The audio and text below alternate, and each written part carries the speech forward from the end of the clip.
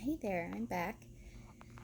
And so I wanted to just continue my story about my birth experiences in life so far. And so in the video I just did a little while ago, and I'll post that one first. So it'll be like part 1 or whatever, and this will be part 2. So in part 1, I talked about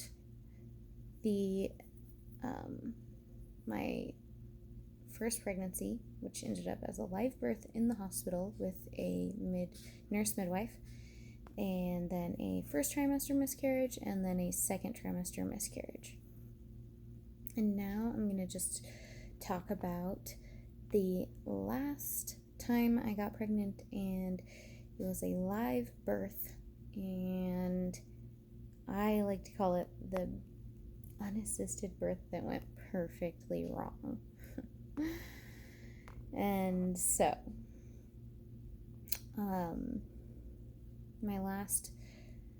the pregnancy before this, Sammy, basically, the pregnancy before Sammy was a second trimester miscarriage, which was super intense.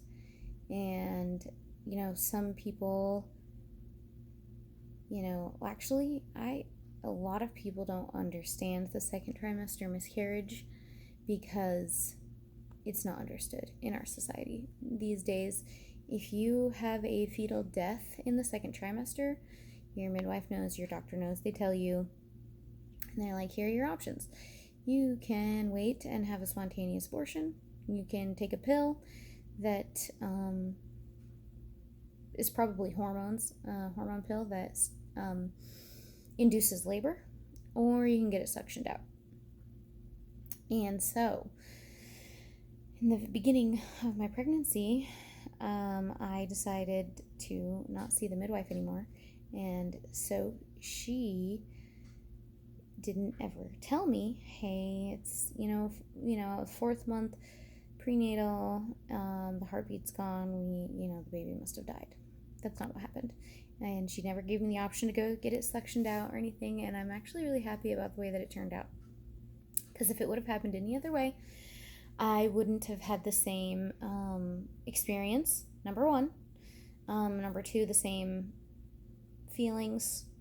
And those 2 things are really important to me when it comes to pregnancy and birth and that vulnerable time. So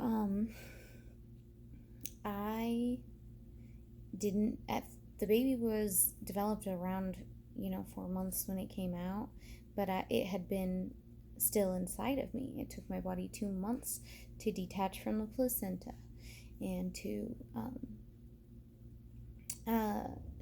just get ready to have like a spontaneous abortion. So most of the time these days you get it suctioned out, or you have a pill that induces abortion. And I'm so glad that didn't happen to me, because I don't know what I would have done if somebody said that my baby died and now you need to get it suctioned out. Like, I probably would have gotten it suctioned out, It's like, oh my god, there's a dead baby in me. Like, really not really cool. But I actually was really happy that I went with unassisted, because the whole process was pretty amazing, and I got to bury the remains and feel everything, and I knew that something was wrong when I started having contractions and I was bleeding, at 6 months. So anyway, if you ever have the chance to have a spontaneous abortion of a second trimester miscarriage, I highly suggest it. It's pretty awesome. And that's kind of what unassisted is about, being able to let your body do what your body is supposed to do and what it is meant to do. That's how it's always been. And so I loved that. Even though it was terrible and awful, it was also still very amazing, and I'll never forget it. It was something a lot of people these days don't experience, at least where I'm from, which is America. So Okay, so anyway, that ended. The second trimester miscarriage ended, and I was really down about getting pregnant and stuff like that, and I didn't really want to have a baby anymore. And I had wanted a baby for a while. So then, 3 or 4 years later, actually, it was a really long time later, after the 2 miscarriages, I got pregnant again. I was still vegan at this point, and I was not vegan when I had my first baby in the hospital, live birth. And so I had been vegan basically for the last 7 years when I get pregnant with Sammy. And I didn't feel good at all during the first trimester. I really didn't feel good. And so I started eating chicken and cheese. And I think that that's actually what kept him going, because the last 2 babies died. They were like, whoa, we're out of here. We don't have what we need. Like, time to move on already, you know? But not Sammy. He was a very strong one. Fighter, man. So as the pregnancy goes on, I'm feeling my uterus grow. I'm feeling the top of my uterus, the fundus, because after the last miscarriage, the fetal death, it was pretty weird for me. It's like, okay, I need to pay attention to the fundus, make sure the baby's moving. Like, I had kind of known something was up, because the baby wasn't moving last time, and it was a couple weeks, I started to question this is weird, but I was still pregnant, so I just whatever. And then I understood why I wasn't feeling any movement, and why I got big, but it's almost like I shrunk. But now that I think about it, it makes sense, because when the baby came out, the sac was shrunken around the baby, and my body had to ball all that stuff up and get rid of it. And then I bled for a while after that too. But so I was nervous this time. We're gonna do it unassisted again. I better kind of pay attention. So I was feeling, and I was reading up on midwifery stuff, taking notes, making sure my boyfriend kind of understood this or that, and so in case of an emergency, or and so I felt pretty good about it, and I still wanted to do unassisted. And then around the same time of Sammy's pregnancy, that the last one spontaneously aborted, I kind of started waking up crying for a week straight, and was really upset. And I realized that I hadn't realized how hard that was, and processed it, it was still affecting me. And so once I acknowledged that feeling of how scared I was and nervous, I actually started feeling better. And I talked about it with my boyfriend, and then I got past that week, and I didn't wake up crying anymore. And I was still pregnant, and I could tell. I was listening to the heartbeat, I was feeling the movement, I was feeling the fundus, I was actually eating chicken and cheese. So this is good.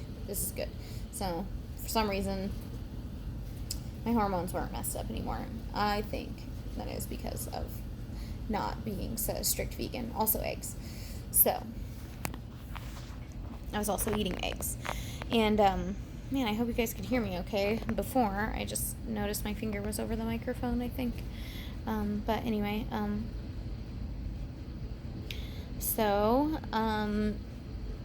my first baby that was born in the hospital was 2 weeks early.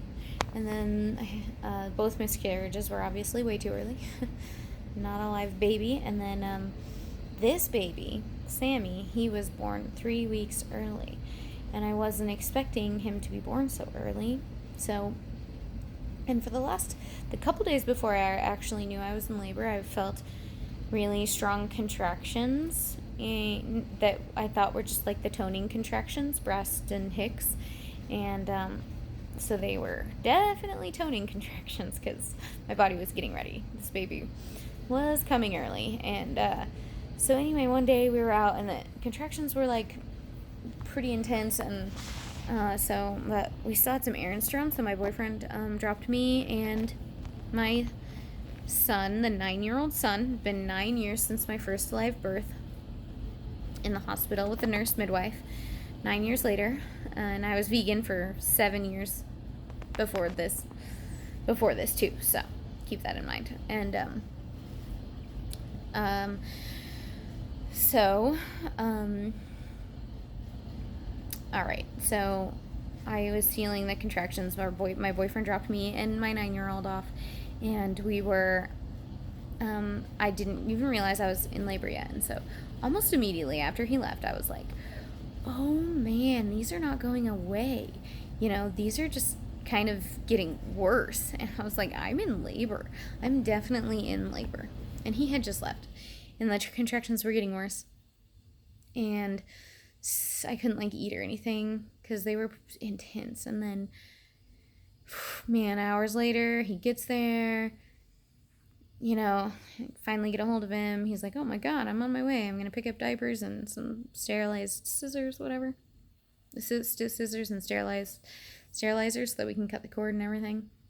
Because we're doing unassisted.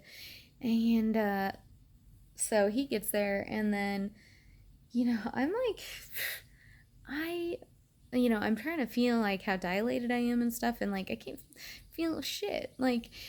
It's, hard, and then I'm like, man, maybe something's wrong. But then all of a sudden I had this crazy contraction, and I was freaking out too. I was like I need a cesarean, this isn't working. And he's like, you're fine, I'm like, wow, okay, guess I'm just gonna keep going. So anyway, then all of a sudden I had this super intense contraction and pop, and the bag of waters broke. It didn't break in the beginning, so that's why it was just hard. That's all I could feel was hard, is because the bag of waters hadn't broken. And so I feel the pop, and then it gushes out, and then the next contraction, which happened very quickly, he just, there he was, and he was born, and he was perfect, and he was fine. And this is why I like to call it the unassisted birth gone perfectly wrong, because he was perfect and we were great, and the unassisted birth was fine. It was a total of 7 hours. Yeah, he was early, but he actually had serious gas that night, and of course this vegan diet, gotta have gas, I guess, and especially when you're a baby, it's just not right. It just sucks. I wish I didn't do that, but I did, and thought it was healthy. Out of all of the midwifery books that I read and all this stuff, no one ever said, hey, you need to watch out for the vegan diet. Hey, B12 deficiency can cause miscarriages. Hey, you can't breastfeed when you're vegan. All these things I learned after the fact, which is crazy. But anyway, that's why I'm talking about it too, because, I don't know, I guess nobody else is. I mean, now more days now, because things are happening to people and to women just like me, and to babies. So he was born, and we had a really nice few months. He was developing wonderfully, so sweet and happy, and he was giggling and rolling over and doing normal stuff. There was, now that I look back, the uncomfortable, he was really uncomfortable in his belly. He, and, things just went downhill. It's just such a slow downhill process. It's so weird. It was so weird what happened. And so, I never got the APGAR test. Maybe if I was in the hospital and they did the APGAR test, they would have been like, maybe he's a little slow or something, maybe we should check into this, it's just, I didn't. It's every decision that I made wasn't the right decision. I would still, even if I would have been seeing a midwife, or a doctor, or anything, they probably would have caught on to something with him or me, but if I would have made that decision differently, things would have turned out differently for Sammy. Or if I wouldn't have been vegan for all those years, things would be different. It's crazy, and everything compacted onto each other, and it just turned into a really bad situation. And so, you know, he was developing and everything. And, you know, then all of a sudden, what happened was he got really bad rashes on his face around 8 months. And it was rosacea. And then, you know, that's 8 months is right when you can tell there's a like right when, actually not right when you can tell, but right when the body of an infant runs out of B12. So after all the research that I did, you know, after the pregnancy, because my body when I was pregnant depleted itself to give to the baby. I still think he was pretty deficient even in the beginning when he was first born, just because the gas and the problems we had with his stomach and pooping and burping and stuff. And so, but still, that can be somewhat normal with newborns, you know, weird stuff like that, colic or whatever. So he, when he got really sick, that's when he started going backwards in developments too. And even, I'm glad that I had help catching on, because it was just really weird and I was deficient. So because I was vegan, I was deficient too in my brain. So I wasn't making the right sort of decisions as well. So you really got to watch out. Like, being vegan is not good for mothers and breastfeeding and children in general, children. So as an adult you can get away with it, but kids, no, they need to develop their brains and their nervous systems, and you don't do that off of celery or peanut butter or freaking, beans. Just no. You need other things. You need a balanced diet. So anyway, yeah. So I guess how I want to finish this is just saying that if I was to do anything differently, if anything were to be different, like all these decisions that I made, I was, I do trust birth, and I, know a lot about birth, and, I love it, and I'm fascinated by it, and I would do unassisted again. I would, but I would never be vegan again, and I would never suggest someone do unassisted birth when they're vegan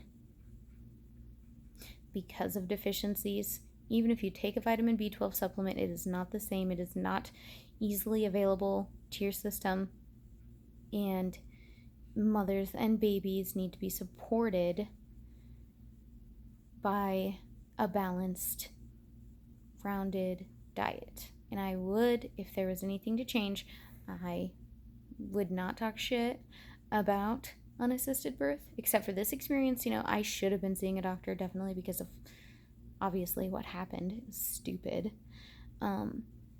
So I would definitely do unassisted birth again if I ever got pregnant, even though I probably won't, because Sammy is a lot.